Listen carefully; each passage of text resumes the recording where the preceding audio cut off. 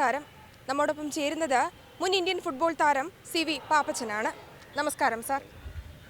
World cup നടന്നുകൊണ്ടിരിക്കുകയാണ്. എങ്ങനെയാണ് കളിയെ വിലയിരുത്തുന്നത്? വേൾഡ് കപ്പ് നമ്മൾ ഒരു 2 ദിവസമായിട്ടുള്ള സ്റ്റാർട്ട് ചെയ്തിട്ട്, പക്ഷേ അപ്പോൾ അതിലിപ്പോൾ നമുക്കൊരു നിരാശ വന്നു പറഞ്ഞ് ഇന്നലത്തെ കളി നമുക്ക് എല്ലാവർക്കും നിരാശ ഉണ്ടാക്കി. ഒരിക്കലും പ്രതീക്ഷിച്ചില്ല സൗദി അറേബ്യയായിട്ട് അർജൻറ്റീന തോൽക്കുന്നു നമ്മൾ വിചാരിച്ചില്ല. പക്ഷേ അത് സംഭവിച്ചു. പക്ഷേ എന്നാലും അവർക്ക് ഇനി ചാൻസ് ഉണ്ട്. പക്ഷേ ഓരോ മാച്ച് ഇങ്ങനെ കളി മുറുകിയിട്ടില്ല. കാരണം ഫസ്റ്റ് റൗണ്ടാണ്, കാരണം എല്ലാവർക്കും കുറച്ച് സേഫ് സോണിൽ കളിക്കുക, കാരണം ലീഗ് റൗണ്ടാണ്. അപ്പോൾ അതുകൊണ്ട് അവരെല്ലാവരും ആ മൈൻഡിലാണ് നിൽക്കുന്നത്. പക്ഷേ ഇന്നലെ അത് ആ ഒരു ചാൻസ് നഷ്ടപ്പെട്ടു അവർക്ക്. കാരണം ഇന്നലെ ജയിച്ചിരുന്നെങ്കിൽ അർജൻറ്റീനയ്ക്ക് നമുക്കൊരു ടെൻഷൻ കുറഞ്ഞാണ്. ഇപ്പോൾ നമുക്ക് ടെൻഷനാണ്. കാരണം എന്താണ്, ഇനി 2 മാച്ച് അവർക്ക് ടഫ് മാച്ചാണ്, ജയിക്കണം. പിന്നെ നമ്മളിപ്പോൾ ബ്രസീലിൻ്റെ ഇന്നിപ്പോൾ ജർമ്മനിയുടെ കളി നടന്നുകൊണ്ടിരിക്കുന്നു, കാണാൻ കഴിഞ്ഞില്ല. പിന്നെ നമ്മൾ ഇംഗ്ലണ്ടിൻ്റെ കളി നമ്മൾ കണ്ടു.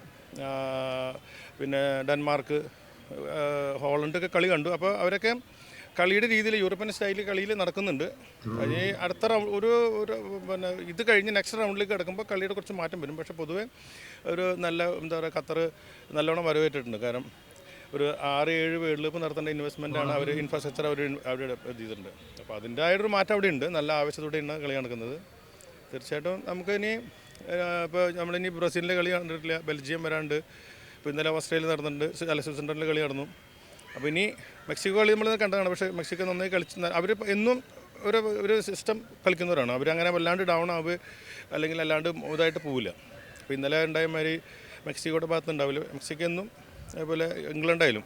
അപ്പോൾ അത് പൊതുവേ നല്ല ഉഷാറായിട്ട് നടക്കുന്നുണ്ട്. ഇനി നമുക്ക് കുറച്ചും കൂടിയും ആവണമെങ്കിൽ ഒരു റൗണ്ട് കൂടി, ഒരു ഫസ്റ്റ് റൗണ്ട് എല്ലാ ടീമിൻ്റെ കളി കഴിഞ്ഞ് വരണം. ഏറ്റവും ഇഷ്ടപ്പെട്ട ടീം ഏതാണ്? എൻ്റെ ഇഷ്ടപ്പെട്ട ടീം എന്ന് പറഞ്ഞാൽ ഞാൻ എപ്പോഴും പറഞ്ഞ ജർമ്മനിയാണ്. കാരണം എന്താ വെച്ചാൽ ഞാൻ കുട്ടിയായ സമയത്ത് 1982 1982, 86, 90 ഈ 3 കാലഘട്ടത്തിലും ഫൈനൽ കണ്ടിന്യൂസ് കളിച്ച ടീമാണ് ജർമ്മനി. അപ്പം അന്ന് മുതലാണ് ജർമ്മനിയോടുള്ള എൻ്റെ ഒരു ആവേശം വന്നത്. അങ്ങനെയാണ് ജർമ്മനിയോട് ഇഷ്ടം തോന്നിയത്. ഇഷ്ടമുണ്ടെങ്കിലും ജയിക്കുക ചിലപ്പോൾ അവരായിരിക്കില്ല, അവർ പലപ്പോഴും 2 പ്രാവശ്യം ജയിച്ചിട്ടുള്ളൂ.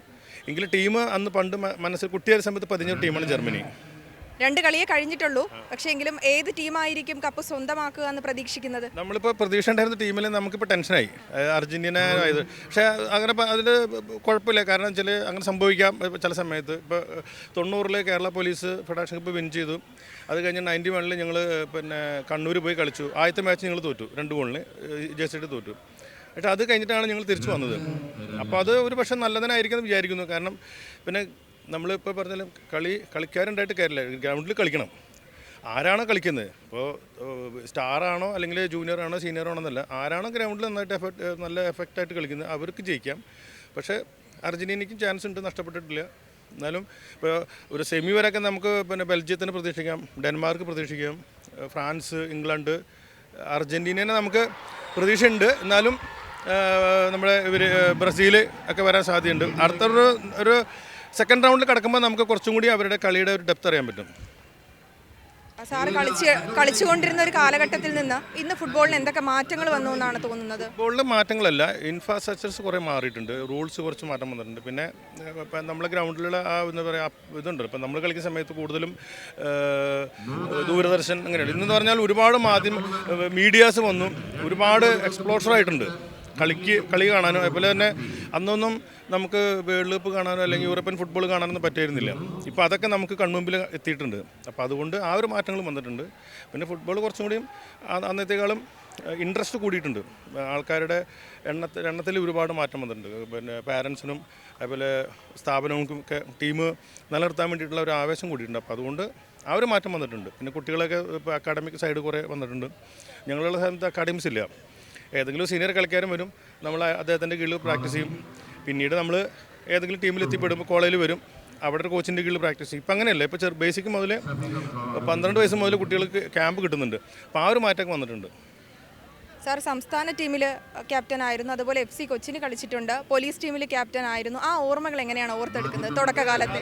തീർച്ചയായിട്ടും ഞാൻ 1985 കാരണം ഈ ഗ്രൗണ്ടിൽ ഞാൻ 14 കൊല്ലം കളിച്ച ഗ്രൗണ്ടാണ്. ഞാൻ 85 പോലീസിൽ ജോയിൻ ചെയ്യുമ്പോൾ അന്ന് തൊട്ടുള്ള ഗ്രൗണ്ടാണത്. 14 കൊല്ലം 15 കൊല്ലത്തോളം ഇവിടെ കളിച്ച ഗ്രൗണ്ടിൽ. അന്ന് ഇതുപോലെ കേരള പോലീസിൽ വന്നപ്പോൾ അന്ന് നമ്മൾ 19-20 വയസ്സിലാണ് പോലീസിൽ വരണത്. അപ്പോൾ അന്ന് റെഗുലർ പ്രാക്ടീസാണ്, ഡിസിപ്ലിൻ പ്രാക്ടീസാണ്. കാരണം മറ്റുള്ള ടീമുകാർക്ക് മാതിരി നമുക്ക് പോലീസിന് എപ്പോഴും ഡിസിപ്ലിൻ ഉണ്ടായിരുന്നു. രാത്രി റോക്കോള് ടൈമിൽ ബസ്സിൽ വരുന്നു, പ്രാക്ടീസ് ചെയ്യുന്നു, തിരിച്ചു പോകുന്നു, ഒരുമിച്ച് കിടക്കുന്നു, ആഹാരം കഴിക്കുന്നു. അപ്പോൾ അതിൻ്റെയൊക്കെ ആയിട്ടുള്ള ഒരു ഭയങ്കരമായിട്ട് നോസ്റ്റാൾജി ഓർമ്മയുണ്ട്. കാരണം നമ്മളെ ആ കളിക്കാരെല്ലാവരും ഒരുമിച്ച് ഒരു കുടക്കീഴിൽ കിടന്ന് നമ്മൾ പ്രാക്ടീസ്, അതുകൊണ്ട് ആ ഇമ്പ്രൂവ്മെൻ്റ് ആണ് നമുക്ക് കിട്ടിയത് ഇപ്പോൾ എല്ലാ പോലീസിനും. ഫുട്ബോളിൽ ഒരു സ്വപ്നം കാണുന്നത് സാർ എന്താണ്? നമ്മുടെ കേരളത്തിൽ നിന്നുള്ളതോ അതല്ലെങ്കിൽ വനിതകളുടെ പ്രാതിനിധ്യമാണോ? എന്താണ് മനസ്സിലുള്ള ഒരു സ്വപ്നം? സ്വപ്നം എന്ന് പറഞ്ഞാൽ നമ്മുടെ ഇന്ത്യൻ ടീം നമുക്ക് പിന്നെ അടുത്ത വേൾഡ് കപ്പ് എന്ന് പറയുമ്പോൾ 32 എന്നുള്ളത് 42 കൂട്ടുന്നുണ്ട്. അപ്പോൾ ഏഷ്യയിൽ നിന്നുള്ള പ്രാതിനിധ്യം കൂടും.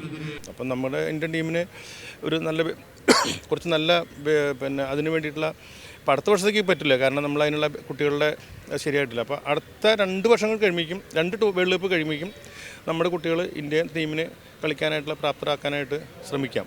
അതുണ്ടെങ്കിൽ നല്ലതായിരിക്കും. കാരണം ഞങ്ങളും പിന്നെ പ്രീ വേൾഡ് കപ്പ് കളിച്ചതാണ്. ഞാൻ ഖത്തറിലും മറ്റേ ലെബനോണിലും കൊറിയയിലൊക്കെ പോയി കളിച്ചു. പക്ഷെ നമ്മൾ ക്വാളിഫൈ ഇല്ല. അന്നൊക്കെ പറഞ്ഞ ഒരു ടീമാണ്, അന്ന് 28 ടീമായിരുന്നു, പിന്നീടാണ് 32 ആക്കിയത്. അപ്പോൾ അങ്ങനെ ഓരോ വർഷം ടീം കൂടി വരുന്നുണ്ട്. അപ്പോൾ അതിനനുസരിച്ചിട്ട് നമ്മുടെ നമ്മൾ കളിച്ചെങ്കിലും അന്ന് ക്വാളിഫൈ ചെയ്തിട്ടില്ല. പക്ഷേ ഗ്രാജുവലി അത് ഞാൻ പറഞ്ഞില്ലേ, ഇപ്പോൾ അടുത്ത വർഷത്തല്ല അതിൻ്റെ അടുത്ത വർഷത്തേക്കും കൂടി നമുക്കൊരു നല്ലൊരു ടാലൻറ്റഡ് കളിക്കാരെ വാർത്തെടുത്തിട്ട് ഇന്ത്യൻ ടീം പങ്കെടുക്കുക ഒരു നല്ലൊരു കാരണം നമ്മൾ മറ്റുള്ള ടീമിന് വേണ്ടിയിട്ട് നമ്മൾ ഇന്ത്യക്കാർ ഇവിടെ കേരളക്കാർ ഇന്ത്യക്കാർ ആവശ്യം കാണിക്കുമ്പോൾ നമ്മുടെ ടീം കളിക്കുമ്പോൾ അത് കുറച്ചും കൂടി ഇരട്ടിയായിട്ട് നമുക്ക് കാണിക്കാൻ പറ്റും. തീർച്ചയായും വരുന്ന തലമുറകളിൽ ഇനി വരുന്ന ലോകകപ്പുകളിൽ മികച്ച കളിക്കാരെ നമ്മുടെ കേരളത്തിനും ഇന്ത്യക്കും സമ്മാനിക്കാൻ സാധിക്കട്ടെ എന്ന് നമുക്ക് പ്രാർത്ഥിക്കാം. ക്യാമറാമാൻ മണികണ്ഠനോടൊപ്പം വീണ MS, യോഗദാതം ന്യൂസ്, തിരുവനന്തപുരം.